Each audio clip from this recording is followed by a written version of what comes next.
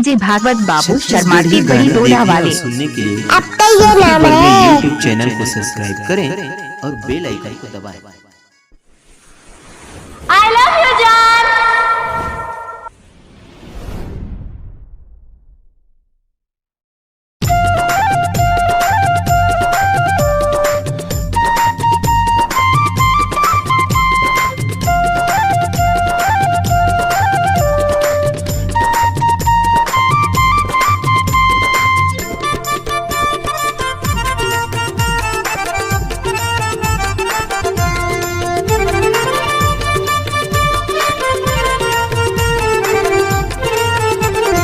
गाना बनाने का भागवत कुमार शर्माती के दाएं हाथ का खेल है। आजाबे गोरी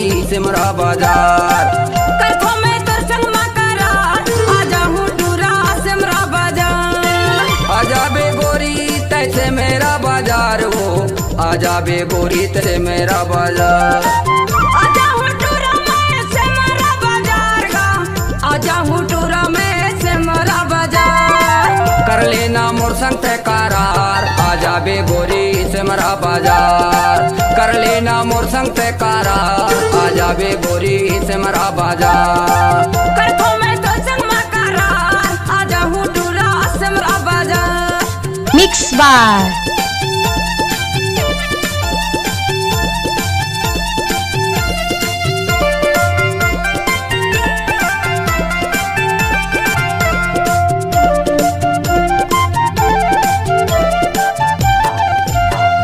नाक भरे नथनी गाले बरले हूँ हर, नाक भरे नथनी गाले बरले हूँ हर, पाँव भरे पैरी करही झनकार, पाँव भरे पैरी ले हूँ करही झनकार, नाक भरे नथनी गाले बरले हूँ हर, नाक भरे नथनी गाले बरले हूँ हर, पाँव भरे पैरी ले हूँ की झनकार, पाँव भरे पैरी ले हूँ करही झनकार, करहूँ मैं तोरे इंतजार, आजा बे गोरी से मरा बाजार, कर लेना मोर संग ते करार, आजा बे गोरी से मरा बाजार।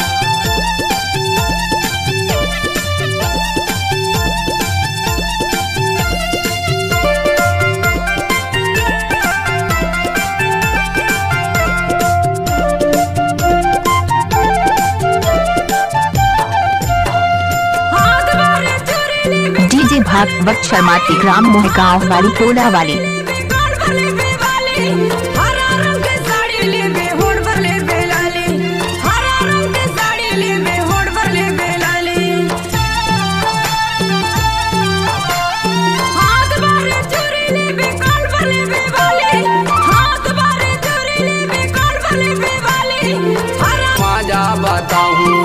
गुपचुप खावा हूँ मजेदार, आजा बे गोरी से मरा बाजार, कर लेना मोर संग ते करार, आजा बे गोरी से मरा बाजार, करे तोर संग मा करार, आजा हुटूरा से मरा डीजे भागवत शर्माती कर लेना मोर संग ते करार, आजा गोरी से मरा बाजार, आजा हुटूरा से मरा बाजार, आजा बे गोरी से मरा बाजार।